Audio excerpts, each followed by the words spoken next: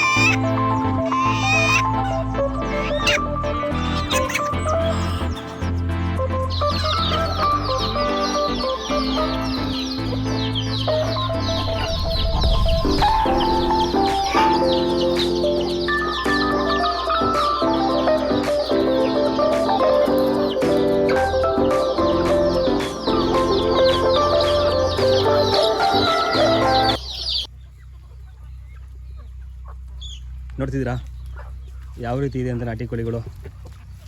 ನೋಡಿ, ಇದೊಂದು ನನ್ನ ತೋಟದೊಳಗೆ ಎಲ್ಲ ಮೇಯ್ತಿದೆ. ಸೊ ಇಲ್ಲಿ ಜಸ್ಟ್ ನನ್ನ ಹತ್ರ ಇವಾಗ ಇಲ್ಲಿ ಈ ಪ್ಲೇಸಲ್ಲಿ ಇಷ್ಟು ಅಗಲದಲ್ಲಿ ಎಷ್ಟು ಕೋಳಿಗಳಿದೆ ಅಂದರೆ ದೊಡ್ಡ ಒಂದು 80 ಇದೆ, ಮರಿಗಳೆಲ್ಲ ಸೇರಿ ಒಂದು 150 ಕಾಣಿಸುತ್ತೆ ಈ ಸರೌಂಡಿಂಗಲ್ಲಿ. ಸೊ ಒಂದೇ ತಗೋ ಎಲ್ಲ ಸೇರಿ ಒಂದು 150 ಬರುತ್ತೆ. 150 ಇಲ್ಲ ಒಂದು 120 ಅಂತ ಅಂದ್ಕೊಳ್ಳಿ. ಆ 120ಅಲ್ಲಿ ನನ್ನ ಹತ್ರ ಇರೋ ಕೋಳಿ ಹುಂಜಗಳು ಎಷ್ಟಪ್ಪ ಅಂದರೆ ಒಂದು ದೊಡ್ಡವು ಎಲ್ಲ ಹುಂಜಗಳ ಸೇರಿದೆ ಒಂದು 11 ತೊಪ್ಪರೆ 12 ಹುಂಜ ಬರ್ತವೆ 80 ಏಟೆಗೆ ಅಷ್ಟೇ ಮೇಂಟೈನ್ ಮಾಡ್ತಿರೋದು. ಸೊ ಈ ಸ್ವಭಾವ ಏನಪ್ಪ ಅಂದರೆ ಹುಂಜಗಳು ಪ್ಯೂರ್ ನಾಟಿ ಕೋಳಿ, ಅವು ಅಗ್ರೆಸಿವ್. ಯಾವತ್ತೂ ಕೂಡ ಹುಂಜಗಳು ಅಗ್ರೆಸಿವ್ ಇರ್ತವೆ. ಈಗ ಅವಾಗಲೇ ನೋಡ್ದಂಗೆ ಈ ದೊಡ್ಡ ಹುಂಜ ಪಕ್ಕದಲ್ಲಿ ಮೇಲೆ ಹುಂಜ ಕಚ್ಚಿ ಓಡಿಸುತ್ತೆ. ಇದು ಪ್ಯೂರ್ ನಾಟಿ ಕೋಳಿ ಒರಿಜಿನಾಲಿಟಿ ನಾವು ಮೇಯ್ನು ಕಾಣಬಹುದಾದಂಥ ವಿಷಯಗಳು, ಗುಣಲಕ್ಷಣ ನಾಟಿ ಕೋಳಿಗಳಲ್ಲಿ. ಮತ್ತು ಕೆಲವೊಂದು ವಿಡಿಯೋಸ್ಗಳು ನೋಡಿರ್ತೀರ ನೀವು, ಪ್ಯೂರ್ ನಾಟಿ ಕೋಳಿ 1000 ಸಾಕಿದ್ದೀನಿ 500 ಸಾಕಿದ್ದೀನಿ ಅಂದ್ಬಿಟ್ಟು ಎಲ್ಲ ಬಿಟ್ಟಿರ್ತೀರ. ಅದರಲ್ಲಿ ಕೆಲವು ಹುಂಜಗಳು ನೋಡಿ ಓಡಾಡ್ತಿರ್ತವೆ, ಬಟ್ ಒಂದಕ್ಕೊಂದು ಕಚ್ಚಲ್ಲ, ಸುಮ್ಮನೆ ಅದ್ರ ಪಡೆ ಮೇಯ್ತಾ ಇರ್ತವೆ, ಅವ್ರ ಪಡೋ ಮೇಯ್ತಾ ಇರ್ತವೆ. ಸೊ ಅಲ್ಲಿಗೆ ಅರ್ಥ ಮಾಡ್ಕೊಂಡ್ರೆ ನೀವು, ಅದು ಪ್ಯೂರು ಒರಿಜಿನಲ್ಲು ಅಂದರೆ ಈಗ ನಾನು ಕಾಡಲ್ಲಿ ಬೆಳೆದಿರೋ ಥರ ಮತ್ತು ಹಾಗೆ ಪ್ಯೂರ್ ಒರಿಜಿನಾಲಿಟಿ ಇರಲ್ಲ ಅಂತ. ಕೆಲವೊಂದು ಮೈಸೂರು ನಾಟಿಗಳು ಏನಪ್ಪ ಅವು ಸ್ವಭಾವ ಹೆಂಗಪ್ಪ ಸಾದಾ, ಅದು ಯಾವ ರೀತಿಯಲ್ಲಿ ಮೃದುವಾಗಿ ಮತ್ತು ಇನ್ನೋಸೆನ್ಸ್ ಆಗಿ ಇರ್ತವಲ್ಲ ನೋಡಿ, ಆ ಥರ ಇರ್ತವೆ. ಬಟ್ ಪಕ್ಕಾ ಪ್ಯೂರ್ ಒರಿಜಿನಲ್ ನಾಟಿ ಕೋಳಿಗಳು ಹೆಂಗಂದರೆ ಮೇಯ್ಬೇಕಾದ್ರು ಕೂಡ ಅಗ್ರೆಸಿವ್ ತೋರಿಸ್ತವೆ. ಹುಂಜಗಳಂತೂ ಒಂದಕ್ಕೊಂದು ಕಚ್ಚಿ ಮಡಗ್ತವೆ, ಯಾವುದೇ ಕಾರಣಕ್ಕೂ ಹತ್ರ ಸೇರಿಸಲ್ಲ ಬೇರೆ ಪಕ್ಕ ಹುಂಜಗಳು. ಇಲ್ಲೇ ನೋಡ್ಕೊಳ್ಬೇಕಾದ್ರೆ ನನ್ನ ಹತ್ರನೇ ನಾನು ಈ ವಿಡಿಯೋದಲ್ಲಿ ಹೇಳ್ತಿದ್ದೀನಿ ಯಾವ ರೀತಿ ಅಂದ್ರೆ ಕಚ್ಚೋದು ಆವಾಗಲೇ ತೋರಿಸ್ತಾ ನೋಡಿ. ಸ್ವಲ್ಪ ತಂಗಿ ಅಬ್ಸರ್ವ್ ಮಾಡಿಬೇಕಾರೆ ನೋಡಿ, ಈ ಗುಂಪಲ್ಲಿ ಈ ಹುಂಜ ಮೇಯ್ತಿದೆ, ಈ ಗುಂಪಿಗೆಲ್ಲ ಮೇಯ್ಸೈತೆ. ಇದು ಇಲ್ಲಿಗೆ ಬೇರೆ ಹುಂಜ ಬೋತನ್ನು ಕಚ್ತದೆ ನೋಡಿ, ಎಲ್ಲಿಗೆ ಹೋಗ್ತಿತ್ತು ಆಲ್ರೆಡಿ. ಒಂದಕ್ಕೊಂದು ಸೇರಿಸಲ್ಲ, ಕಚ್ಚಾಡ್ತವೆ. ಯಾವುದೇ ಕಾರಣಕ್ಕೂ ಇವು ಸೈಲೆಂಟಾಗಿ ಅಂತಿರಲ್ಲ ಹುಂಜಗಳಾಗಲಿ ತಪ್ಪರೆ ಕೋಳಿಗಳಾಗಲಿ ಸೈಲೆಂಟಾಗಿರಲ್ಲ. ಬಟ್ ಇದೊಂದು ಕಚ್ಚು ಹೊಡಿತದಲ್ಲ, ಹೊಡೆದ ತಕ್ಷಣ ಯಾವ ರೀತಿ ಚುಚ್ಚುತ್ತಂದರೆ ಅದು ಎಷ್ಟು ಪೇನ್ ಆಗುತ್ತೆ ಅಂದರೆ ಕೋಳಿಗಳಿಗೆ ಅಡ್ಸ್ಕೊಂಡು ಸೈಡ್ಗಳು ಹೊರಟೋಗ್ತವೆ ತಿಳ್ಸ್ಕೊಂಡು.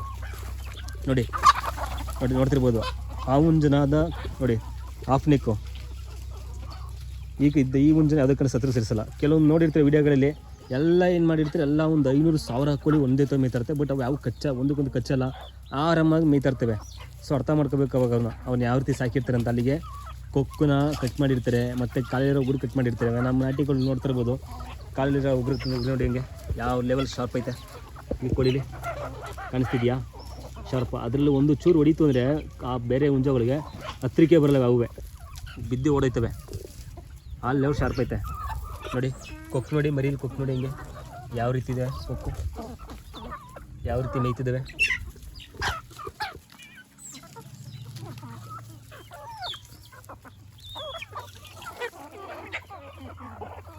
ನೆಕ್ಸ್ಟ್ ವಿಡಿಯೋದಲ್ಲಿ ಕಂಪ್ಲೀಟು ನಾಟಿ ಕೋಳಿ ಯಾವ ರೀತಿ ಇರುತ್ತವೆ, ಯಾವ ರೀತಿ ನೋಡಿಬಿಟ್ಟು ನಾಟಿ ಕೋಳಿ ಯಾವ ರೀತಿ ಸೆಲೆಕ್ಷನ್ ಮಾಡ್ಕೋಬೇಕು. ಎಲ್ಲ ಕೋಳಿಗಳು ಒಂದೇ ಥರ ಕಲರ್ ಇರ್ತವೆ.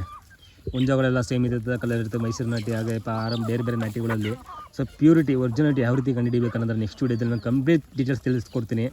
ಸೊ ಈ ವಿಡಿಯೋ ಇಷ್ಟ ಆಗಿರೋ ಲೈಕ್ ಮಾಡಿ, ಹಾಗೆ ಸಪೋರ್ಟ್ ಮಾಡಿ. ಲವ್ ಯು ಆಲ್ ಅಂತ ಹೇಳ್ತಾ